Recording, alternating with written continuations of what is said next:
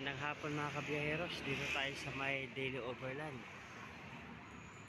Mga alas 2 pasado ng oras. Ipapashipping namin or ipapadala yung binili sa amin ng online ng mga taga Bicol. Ayan. Bali, ano yan, 5 piraso. Ayan, 5 piraso yan. Papuntang Albay. Pero yung nandun sa dulo, papuntang ano yan, South Cotabato. Baba muna namin mga kabiyeros. Apat ambi papuntang ano, papuntang Legazpi City. Ayan.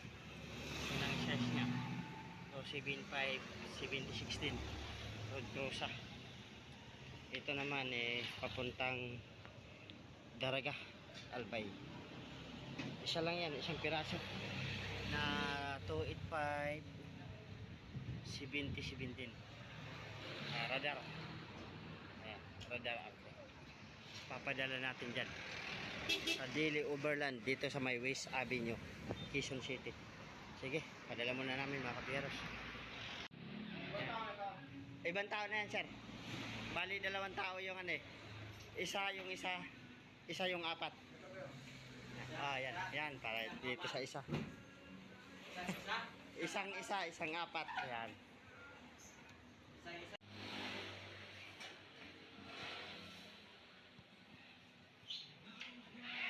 Isang 4.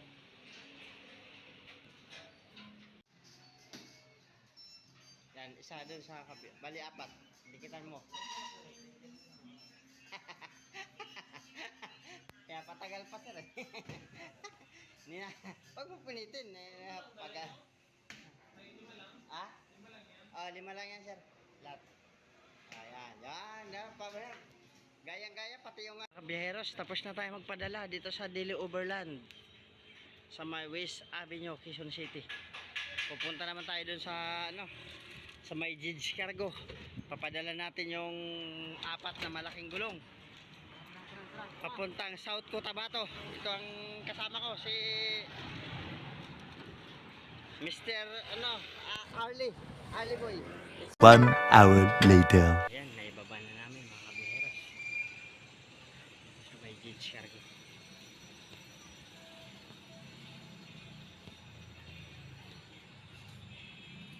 Papuntang South Cotabato. Hindi ako kabisado boss medyo hindi, ano yan, mga pang SUV yan. Wala ba? Ayan mga kabiyaheros, matapos ang 1 oras, ayan na, tapos na tayo magpadala. Ito yung ating resibo dito sa may Jidge Cargo, Banawi. Uuwi na rin tayo. Maraming salamat sa mga nagtiwala na mga customer natin, mga nagbayad through online, bumili through online. Salamat sa mga taga Bicol, 2 ang bumili sa atin doon through online, nagbayad sila through online. At sa South Cotabato, Mindanao. Bye bye mga kabiyeros, maraming salamat. Bye bye. Subscribe naman namin munting channel.